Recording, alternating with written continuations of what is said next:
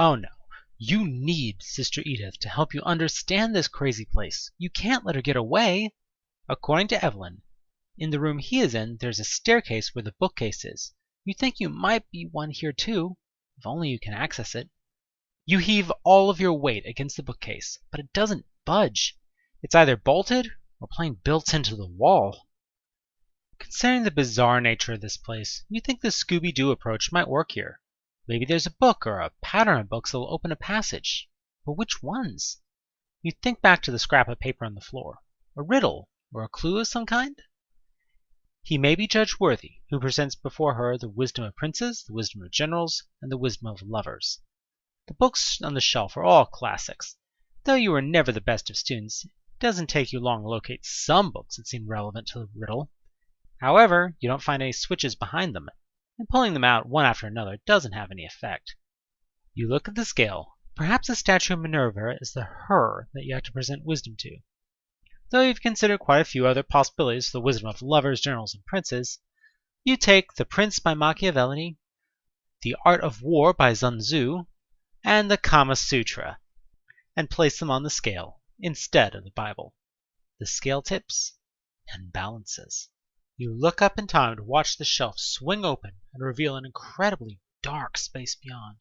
You can't see or hear anything back there. You grab your flashlight out of your breast pocket and shine into the recess behind the bookcase. You grimace in disgust. It's another one of those horrible bodies. But it does look like there's some stairs anyway. Reluctantly, you go up to the body. It looks a lot like the one you found dead in the other room. The large dagger sticking out of its chest is nearly identical to the one you found in the same room. You pull the knife out, and dark blood oozes out of the wound. You're disappointed. You were hoping for a weapon, but this knife is just as broken as the other one. In fact, the only difference between the two is that this one bears the mark of an owl instead of a pomegranate. You bend down and pick the papers off the floor. It seems to be more of the diary you found earlier. The woman came again today, as Father Gregory told me she would. It was a shock to me when he died. I feel a terrible heaviness on my heart. He left it to me to keep this place sacred against what she and her fellows represent. I know not what is within their power to tempt me with, only that I must resist, or pay the price in my immortal soul. Today I have endangered my tenuous bargain with the forces of evil. I took in a girl whom I believed they would have harbored an unwholesome interest. Had I turned her over to them, I could have leveraged much security for my poor little parish. But I could not do it. I know the rumor. I smelt the stink of charred flesh upon her that terrible day. Will God forgive me compromises I had to strike to keep the light of His name in this wound on the earth? I do not think Gregory would forgive me. God rest his soul these 5 years. I will tell them the girl is deficient. I will keep her safe. The last paper is the one that was closest to the stairs. It does not seem to be connected to the diary. It's a newspaper clipping taped to another piece of paper, scrapbook style. You wonder who'd want to keep a clipping like this. Why some of the words are blacked out. Police arrested suspect Kapernaski today on multiple charges of assault. Kapernaski alleged to be the attacker behind the recent instances of women knife point after leaving. Police say that they have substantial evidence to link the suspect to all of their victims. Additionally, an anonymous source informed us that may be added to the charges due to evidence gathered at Kapernaski's apartment. Arraignment is scheduled. You stow the items quickly and carefully. Now that you think about it, the hilts are starting to remind you of those damned plates from the hotel. But you'll worry about that later. You dash up the stairs, hoping to catch up with Sister Edith sooner rather than later. Your haste almost lands you in serious trouble. You just barely catch yourself when the stairs turn into an empty pit. Looks like this whole section is rusted and fallen away. You might be able to jump, but you might not. You solemnly head back down the stairs a few paces. You can make the jump. You know you can. You have to. Besides, you've already survived a few high falls here. Maybe you'll get lucky. You dash up the stairs towards the hole. A pain lights up on your chest. The necklace again? But it's too late to matter. You're already in the air. Your heart soars along with your body. Yes, you're gonna make it! You are gonna make it! Your fingers are stretched just a bare centimeter from the ledge. when it all goes wrong.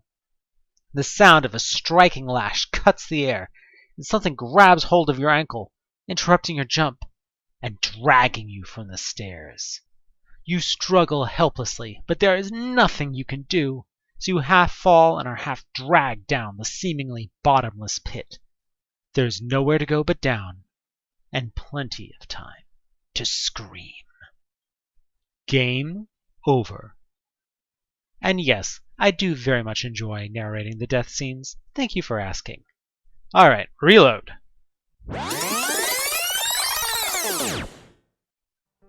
You stand at the edge of the break in the staircase. Can you jump it? This is a church. Maybe a leap of faith is required? As you step back to get a running start, you feel a sharp pain in your chest. Catch yourself short. The necklace Boya gives you feels burning hot. What the hell? You hold up the pendant and examine it. As you turn your attention to it, it grows cold. What is going on? Boye said that the rune they carried was the blessing of Odin. If you didn't know what rune it is, or much about Odin in particular, Norse mythology never did come up in your education. You're much better at Greek and Roman. You do remember, though, now that you're thinking about it, that the pendant got hot one other time before. It was when you were leaping insanely at the claw monster with only a lit cigarette in your hand. Maybe the pendant responds to jumping? Thoughts of jumping? No, that doesn't make any sense. You consider the pendant's responses, given that the only connection you can see between the two times it got hot, but that both times you were about to do something pretty foolish in retrospect. Putting your cig out in that monster's eye was epic, but probably should have ended a lot worse for you. Now you think about it, isn't Odin the god of wisdom or something? You suppose that makes some kind of crazy town sense. Pity it doesn't seem to give you much of an early warning.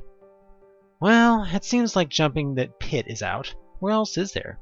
You suppose you could go see if you can move the mattress and get into that door across the hall. That seems like a lot of work, though.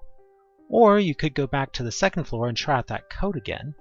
Or see if there's anything worthwhile in any other rooms down there.